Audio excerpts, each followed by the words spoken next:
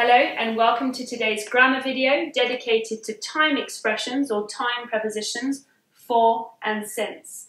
Now you've most probably heard common mistakes such as I know her for 2 years, I'm using the wrong tense here, or I have known her since 2 years, I'm using the wrong preposition here. The correct sentence would be I have known her for 2 years. I'm using the correct tense and the correct preposition. So let's run through when to use for and since, and then see a few hints for the classroom. So for, first of all, when do we use it for a time expression? We use it to indicate duration, when we're looking at the length of an action from start to finish. This particular preposition can be used with any tense. So let's run through these examples using a variety of tenses. For example, he had studied for 2 years, or he'd studied for 2 years. He had been working there for 1 week, or for a week. He had been working there for a week. 10 minutes.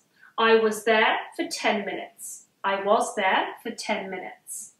The baby was sleeping for a while. The baby was sleeping for a while. He will be gone for a bit. It's a bit colloquial, but you'll hear it a lot. He will be gone for a bit. And finally, she has been waiting, or she's been waiting, for a long time. That was length, duration. Now let's look at since. Here we focus on a point in time, on a moment in time. So the action until now. And we tend to use since with the perfect tenses. So let's see some examples together to illustrate that. So since 10 o'clock, what could we say? We could say she has been waiting since 10 o'clock. She's been waiting since 10 o'clock. He has stopped smoking since December. He's stopped smoking since December. He had lived, or he'd lived, in that house since January 14th. He'd lived in that house since January 14th. They had not been speaking since that time. They'd not been speaking since that time. And finally, I haven't seen her since the other day, or since then. I haven't seen her since then, since the other day.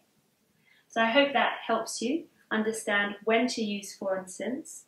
Now a few hints for you as a learner or as a teacher, a few hints for the classroom. Don't forget to do a tense review if any of this was confusing. Do a tense review, it takes 5 minutes and it really helps. Also, don't forget that these prepositions are used to illustrate other meanings. They can be used in other contexts. Just a couple of random examples for you. I could say, is this bus for Victoria Station? Is it for Victoria Station? So we're not talking about time here, we're talking about direction, location. And since, I could say something like, since you haven't studied much, you'll be very stressed on the day of the exam. Since you haven't studied much, you'll be very stressed on the day of the exam.